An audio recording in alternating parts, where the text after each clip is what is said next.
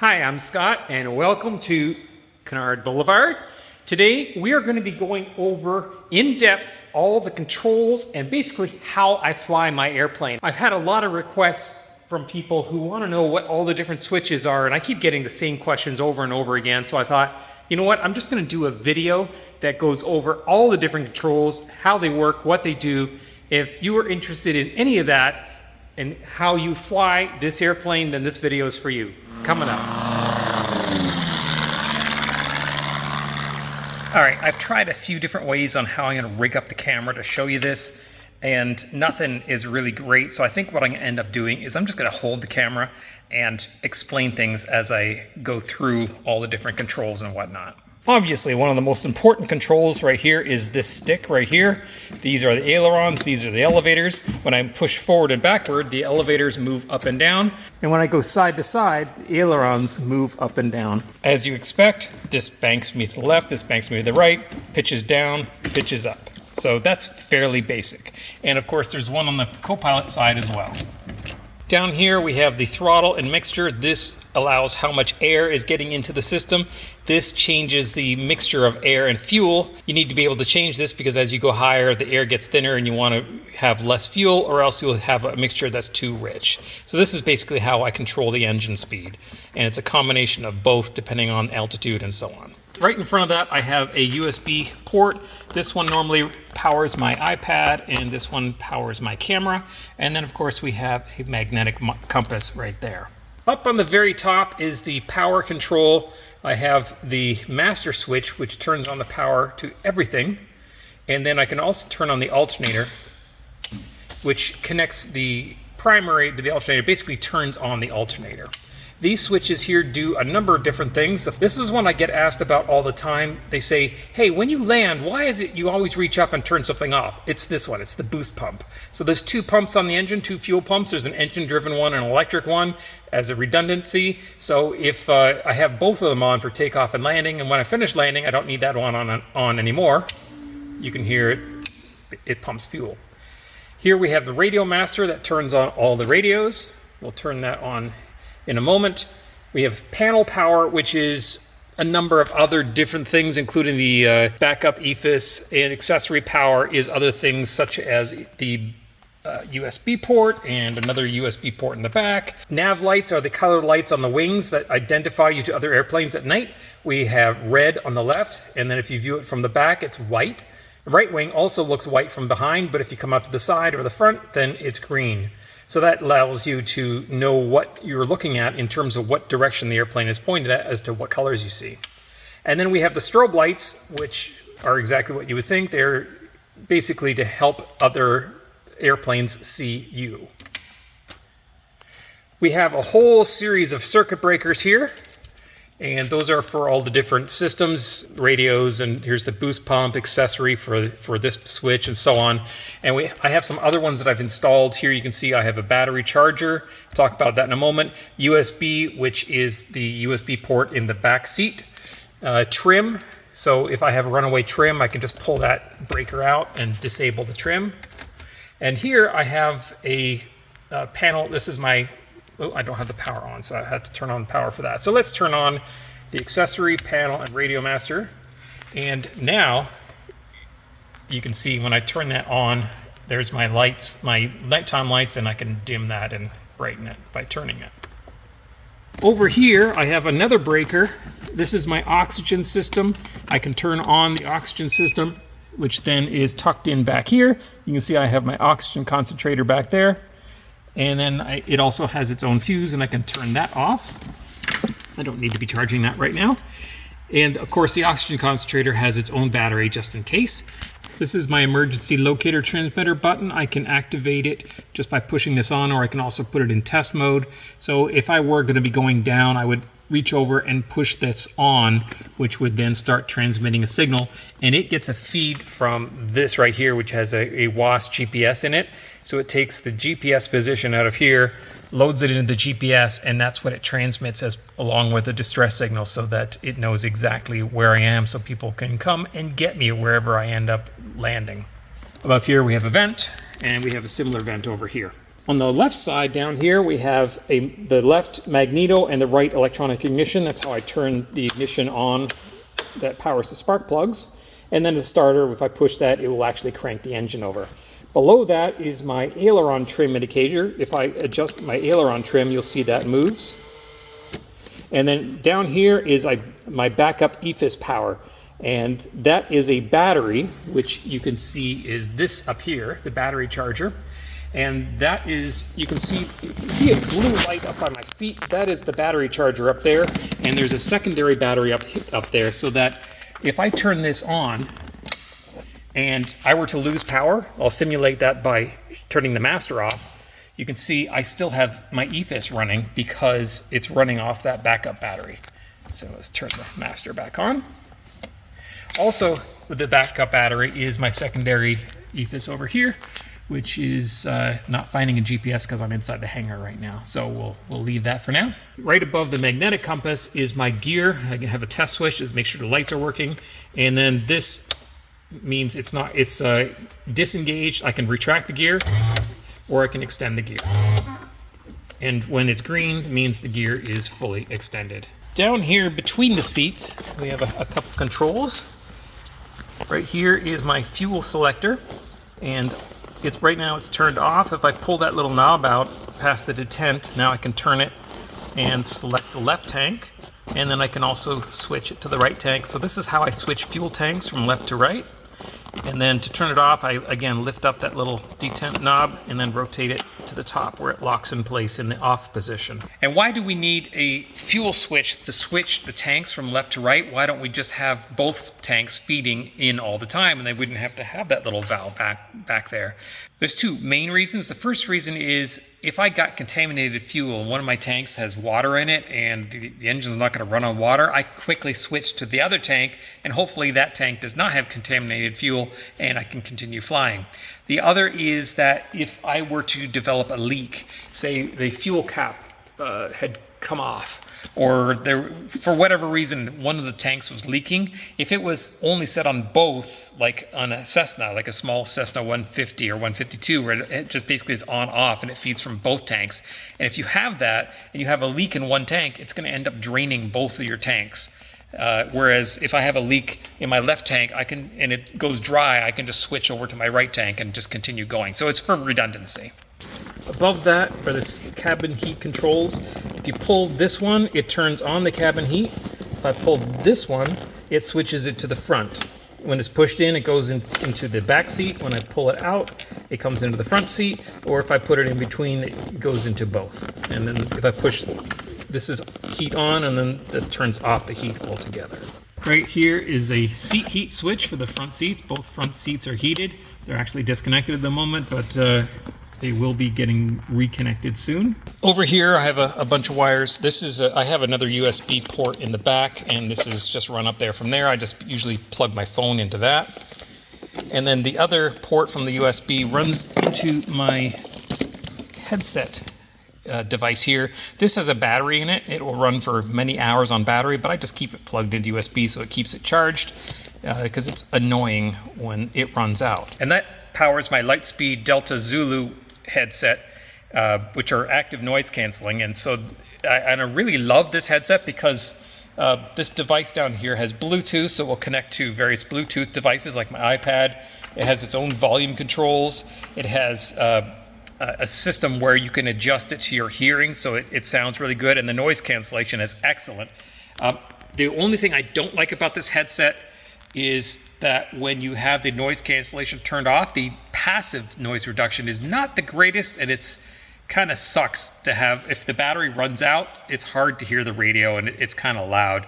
But when it's powered on with the active noise cancellation, this headset is the best I've ever used, and it's really comfortable to wear for many, many hours. So I just have it plugged in so that it never runs out. All right, let's get to the EFIS. Here we have my primary flight display. You see me twisting this knob a lot, and that's primarily to steer the airplane because you can see it's changing the heading bug right there. And that, when the autopilot is active, the autopilot will follow that if it's in heading mode. So as I turn that, it will turn the airplane.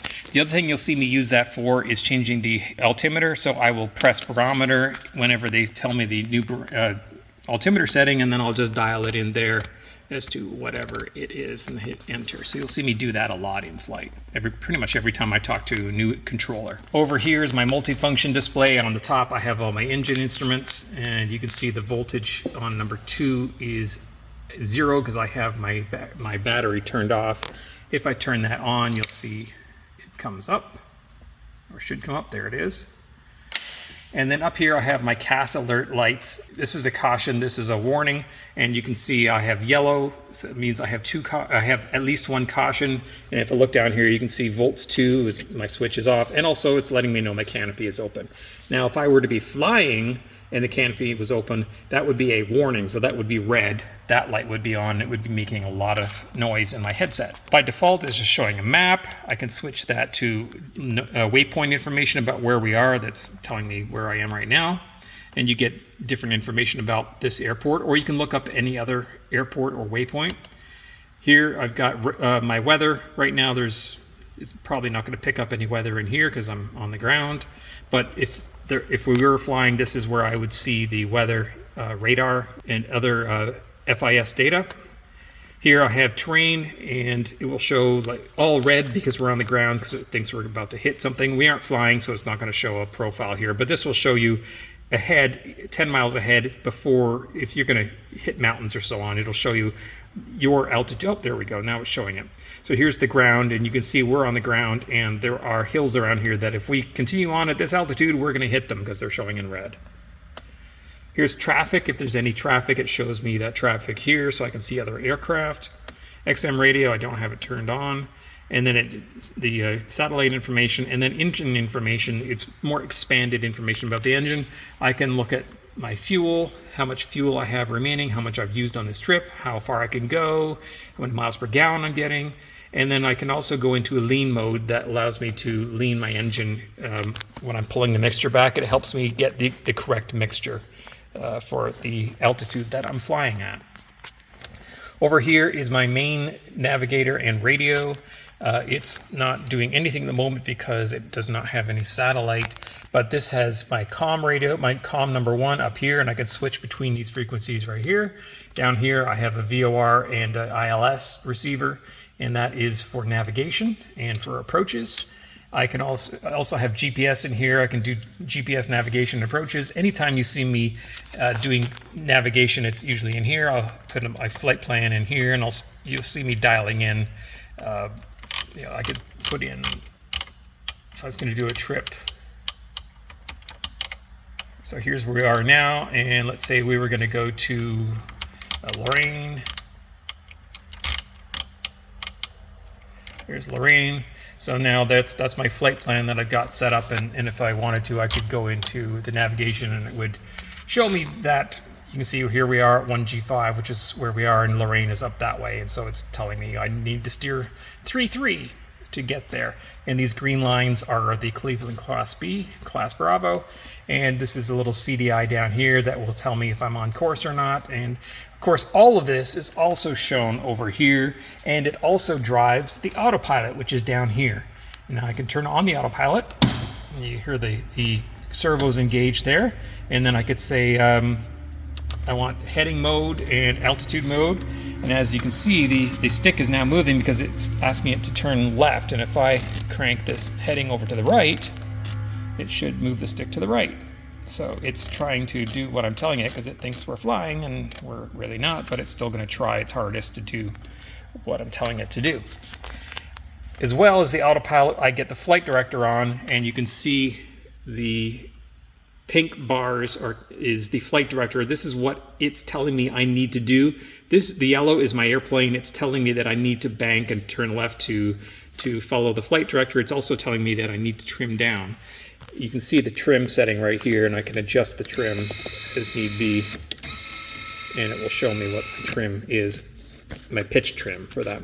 If I could just take a quick break here.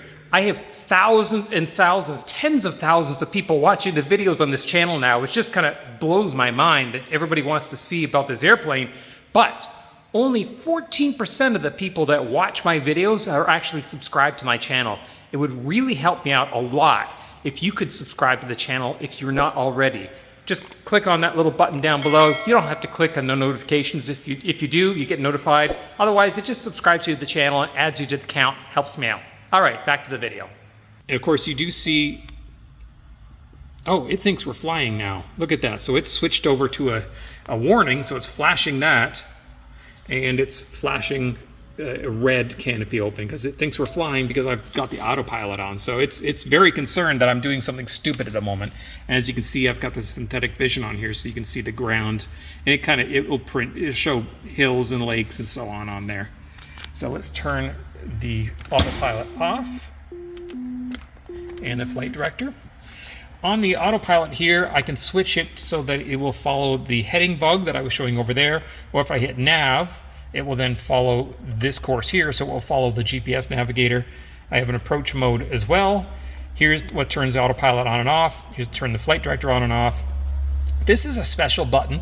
If you have just lost your way, you don't know what's going on, and you can't figure out which way is up, you just push that button and the autopilot will engage and it will level the airplane for you, both in pitch and roll. So it's kind of a get out of jail free card if you're just lost spatial awareness. This little knob here adjusts whether I'm going to be going up or down.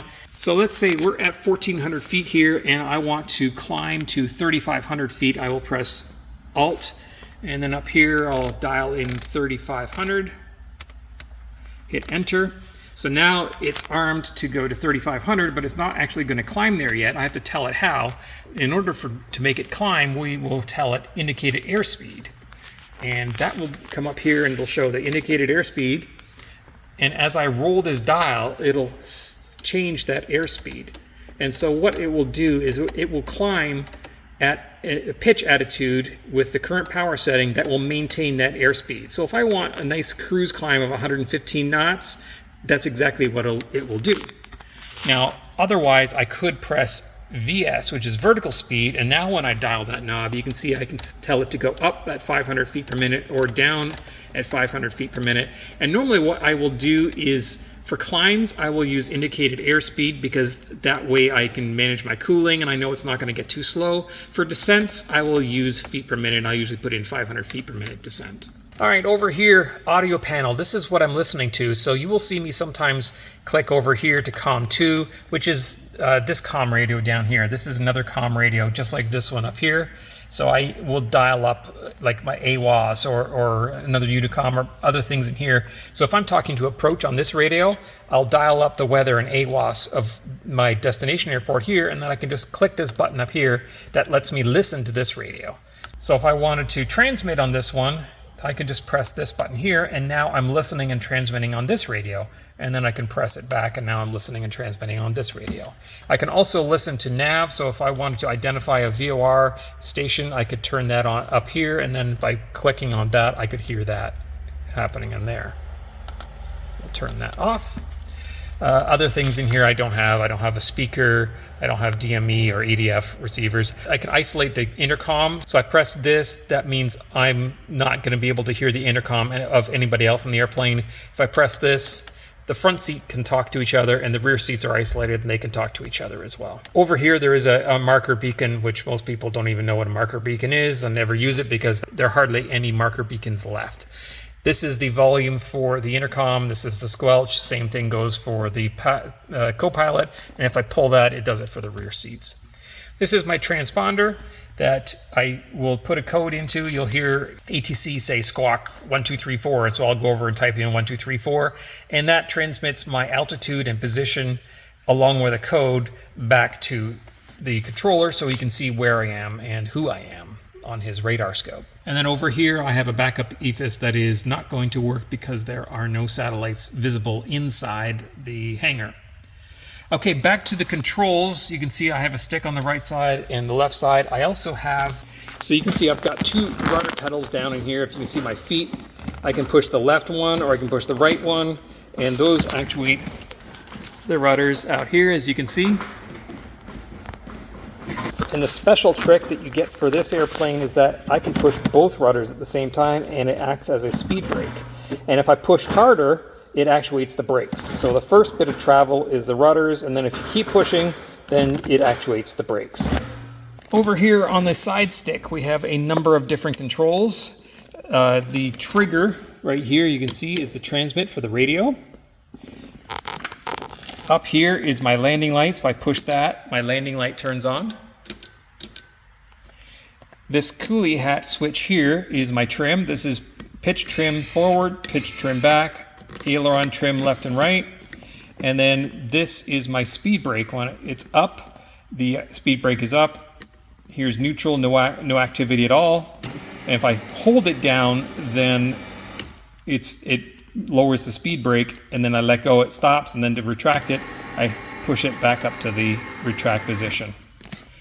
Down here is my autopilot disconnect. So if my autopilot is turned on and I push this, it disconnects my autopilot without having to reach over there and do it. So if the autopilot is doing something funky, I can very quickly disconnect it just by doing that. Down here is my toga button, which is a takeoff go around button. And on the ground, it will engage the flight director. As you can see there, it's now engaged. I would normally have my altitude set and my heading bugged and so on. That's not of great use in this airplane, but what is of great use is if you're doing an approach and you are going to go missed, you push that button and it switches the GPS into go around mode. So it will switch it from, hey, I think I'm landing, to, hey, we're going missed, go to the missed approach point. All those controls are duplicated on this side. I did have a problem where I had passengers accidentally hitting these controls and doing things. So you can see these controls don't actually work. And that is because I added this little feature right here. So if I turn the switch off, now these controls all work. Normally I will leave this turned off, which is basically isolates the pilot stick. So when that's flipped up, only these controls work. This is my canopy lock. You can see when I pull this back, there's 3 pawls here. There's one there, and there's one in the back as well. And those latch around these pins up here on the canopy and hold it down. When you'll see me latch this on here as well at times, and that is what holds the latch in place so that the canopy cannot come open. In addition to that, we have a backup, which is this piece of very, very strong carbon fiber right there, which latches around this bolt here. So if anything, as an absolute fail-safe, if all 3 of these pawls were to fail, we still have this as a backup holding the canopy in place. When the canopy is up, there's a strut here that holds it up, and then I can move that, and the canopy just comes down like this. And you can see that then just latches on there, and that will prevent it from opening. So when the canopy's down, you can see it actually pulls it down in place, and then this locks that. So now these are pulling the canopy down with a fair bit of force, and no air can leak in, and this is my backup. All right, that's it for this video. I hope I answered everyone's questions. If you have any other questions that I didn't cover, please leave them in the comments section below. And of course, if you like this type of video, click like and subscribe to the channel. Helps me out so much. Thanks for watching.